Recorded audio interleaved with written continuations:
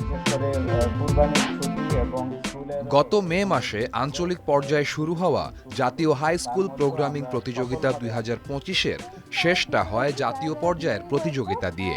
জাতীয় পর্যায়ে মোট 410 জন প্রতিযোগী অংশ নেন 3টি গ্রুপে। প্রোগ্রামিংয়ের পাশাপাশি ছিল দাবা ও কুইজ প্রতিযোগিতা। প্রতিটি প্রতিযোগিতায় হাড্ডাহাড্ডি লড়াই শেষে খুঁজে নেওয়া হয় বিজয়ীদের। ডিজিটালি বাংলাদেশকে এগিয়ে নেওয়ার জন্য কোমলমতি এসব শিশুরাই ভবিষ্যৎ পথ প্রদর্শক।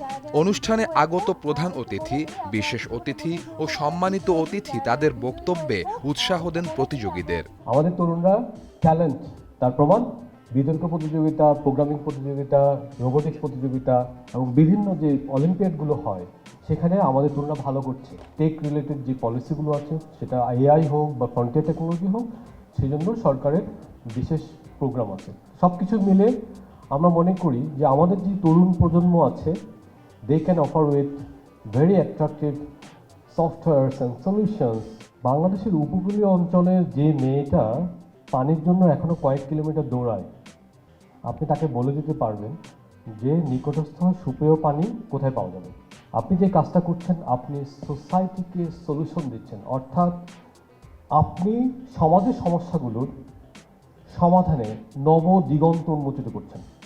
তা আমি আপনাদেরকে সেইভাবেই দেখি যে যেই জেনারেশনটা ছাত্র রাজনীতির নামে অন্ধকার পথে হারিয়ে গেছে, আপনারা তাদেরকে তাদের অপূর্ণতাগুলোকে, কিংবা যেই জেনারেশনটা পলিসি মেক করতে গিয়ে অপরাজনীতিতে হারিয়ে গেছে, কিংবা যেই জেনারেশনটা সরকার পরিচালনা করতে গিয়ে ঘুষ দুর্নীতির চক্রে হারিয়ে গেছে, আপনারা তাদের সব সমস্যার সমাধান করে এই জাতিকে সত্যিকার আলোর দিশারি হিসাবে সামনে এগিয়ে যাবে।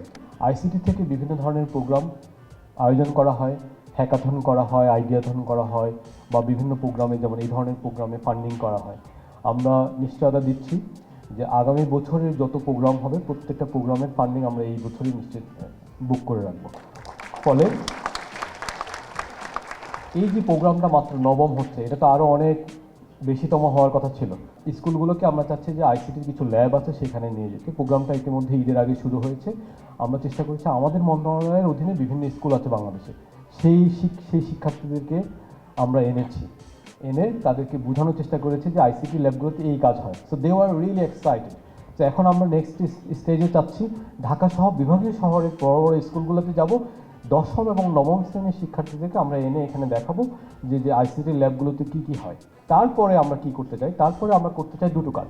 একটা হচ্ছে যে আইসিটি থেকে আমরা যে ট্রেনিংগুলো দিই, এই ট্রেনিংগুলো যাতে একটা স্বীকৃতি থাকে, যাতে আপনারা একই সাথে ট্রেনিংয়ের মাধ্যমে একটা দক্ষতা স্কিল অর্জন করেন এবং একই সাথে এই সার্টিফিকেটটা আপনারা আপনাদের কর্মজীবনে কাজে লাগাতে পারেন। যারা আইডিয়া নিয়ে আপনারা ঘুরছেন, যারা আইডিয়াকে কোডিংয়ের মাধ্যমে সমাধানে নিচ্ছেন এবং একই সাথে এই সব কাজের মাধ্যমে আমাদের মানুষের সমস্যার সমাধান করছেন, আমার মনে হয় এই সব কিছুকে যদি এক সুতোয় গাঁথতে পারি, তাহলে আপনাদেরকে আমরা প্ল্যাটফর্ম দিয়ে, পলিসি দিয়ে এবং বিভিন্ন ফাইন্যান্সিয়াল ইনসেন্টিভ দিয়ে আমরা এগিয়ে নিতে পারবো।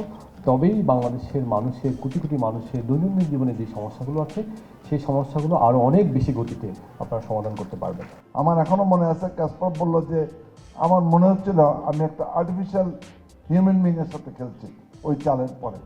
বুঝতে পারছো? সো চেস অ্যান্ড তোমরা যারা সবাই এই আইটির সাথে যুক্ত, বিরাট একটা সম্পর্ক আছে। এইসব এত বকবক করার কারণটা হচ্ছে এইটা। So continue playing chess. স্কুলের যে স্টুডেন্টস আছেন 9 এবং 10-এর, তাদেরকে ক্লাস্টার ভিত্তিক আমরা আমাদের এজেন্সিগুলোতে নিয়ে যাব এবং দেখাবো আইসিটির কী ডেভেলপমেন্টগুলো হচ্ছে। কারণ আমাকে কিন্তু আগামী দিনে বিজনেস স্টাডিজ ইজ দেয়ার থাকবে, আর্টস থাকবে, ইকোনমিক্স থাকবে, কিন্তু আমাকে বাঁচতে হবে কিন্তু বিজ্ঞান নিয়ে। আমাকে বিজ্ঞান মনস্ক হইলে শুধু চলবে না, আমার জীবনটা ধারণ করতে হবে বিজ্ঞানকে নিয়ে। সুতরাং বিজ্ঞানকে নিয়ে যদি বাঁচতে হয়, এর অন্যতম প্রধান অনুষঙ্গ, উৎকর্ষের প্রধান জায়গাটি হচ্ছে ইনফরমেশন অ্যান্ড কমিউনিকেশন টেকনোলজি। সেজন্য আমরা চাচ্ছি তোমাদের সাথে মোর অ্যান্ড মোর এমবেড হচ্ছে। It's not that you will be embedding with us, it's like that যে আমরা তোমাদের সাথে এমবেডেড হয়ে আগামী দিনগুলোতে যেতে চাই। আমরা সাউথ কোরিয়াতে পাঠিয়েছিলাম 16 জনের একটা দল রোবোটিক্স অলিম্পিয়াডে। তার মধ্যে 10 জন পুরস্কার পেয়েছে, 2টা গোল্ড, 4টা সিলভার এবং 4টা ব্রোঞ্জ। আমরা তোমাদের কাছ থেকে আশা করি এরকম আন্তর্জাতিক যে প্রতিযোগিতাগুলো আছে, এই যে আমাদের আরেকটা গ্রুপ রেসিডেন্সিয়াল মডেল স্কুলের স্টিয়ারিংয়ে একটা গ্রুপ যাচ্ছে আমেরিকাতে, আমরা পর্যাপ্ত ফাইন্যান্স করেছি। গভর্নমেন্ট ইজ দেয়ার, সরকার প্রস্তুত আছে, তোমরা তোমাদের মেধা যোগ্যতা নিয়ে সামনে আসো, সরকার সাপোর্ট করবে। দেশে এবং বিদেশের সমস্ত প্রতিযোগিতা তোমাদের জন্য উন্মুক্ত। এর জন্য প্রয়োজনীয় যা সাপোর্ট এবং অনুষঙ্গ প্রয়োজন হবে, আইসিডি ডিভিশন গভর্নমেন্টের রিপ্রেজেন্টেটিভ হিসাবে তোমাদের সাথে আছে। ইনশাআল্লাহ আগামী দিনগুলোতেও থাকবে।